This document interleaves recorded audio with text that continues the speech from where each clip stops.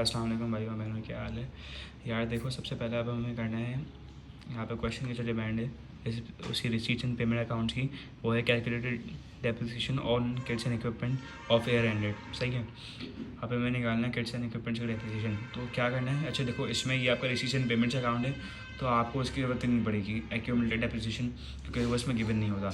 अगर गिवन होगा तो जैसा आपको जैसे पुराने सब हम करते हैं वैसे ही करेंगे, बट इसमें क्या है, इसमें होगा रिवैल्यूएशन मेथड और इसकी प्रूफ यहाँ लिखा हुआ है, वैल्यूएशन यहाँ लिखा हुआ है ना, तो हमें ऐसे ही करना होगा। सबसे पहले हम बनाएंगे टी अकाउंट। टी अकाउंट में जो, अच्छा इसके शॉर्ट ट्रिक ये है और इसकी लॉजिक ये है, जो चीज़ें आपके किचन इक्विपमेंट आपका एसेट है उसको इंक्रीज़ कर रही है, उसकी वैल्यू बढ़ा रही है, वो आपका आ जाएगा डेबिट साइड में, और जो इसकी वैल्यू कम कर रही है वो आपका आ जाएगा क्रेडिट साइड में।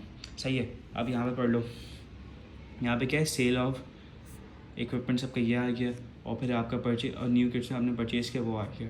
सही है। अच्छा, फिर आपके यहाँ पे पास वैल्यू दी हुई किचन इक्विपमेंट्स की, आपकी वैल्यूएशन 5,000 ओपनिंग और यहाँ पे क्लोजिंग। ओपनिंग और क्लोजिंग अपडेट से अंदाज़ा लगाओगे 2012 2013। आप कौन सा बना रहे हो, 2013 का, इसका मतलब ये आपका क्लोजिंग हो गया और ये आपका ओपनिंग हो गया। ठीक है। अब मैं क्या करोगे, अब आप जब आपके पास ओपनिंग वैल्यू है, सब पहले हम लिखते हैं ओपनिंग वैल्यू कहाँ पे आती है, डेबिट में आती है, क्योंकि ये एसेट है, तो ये आपने यहाँ लिख दिया बैलेंस बीडी के नाम से। सही है। बैलेंस बीडी हमेशा ओपनिंग आता है। फिर आप देखोगे कौन सी वैल्यू बढ़ा रहा है आपके एसेट्स को। आपने कुछ परचेज़ किया था, ये रहा आपने परचेज़ किया था, आपने यहाँ पे एंटर कर दिया। अब कोई और वैल्यू हमारे एसेट को नहीं बढ़ा रही।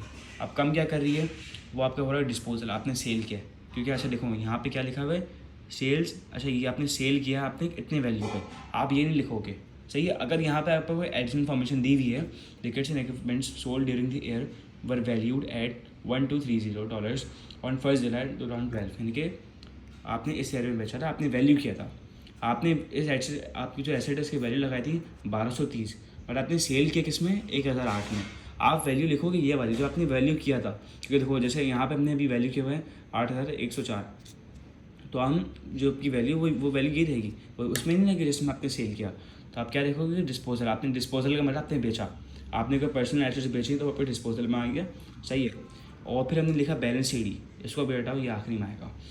बैलेंस सीडी आपका आगे कैसे, आपने जो क्लोजिंग मैंने बताया था ना, बी क्लोजिंग, एसेट की वैल्यू कम कर रही है, तो क्लोजिंग आपका ये आपका बैलेंस सीडी के नाम से आ गया।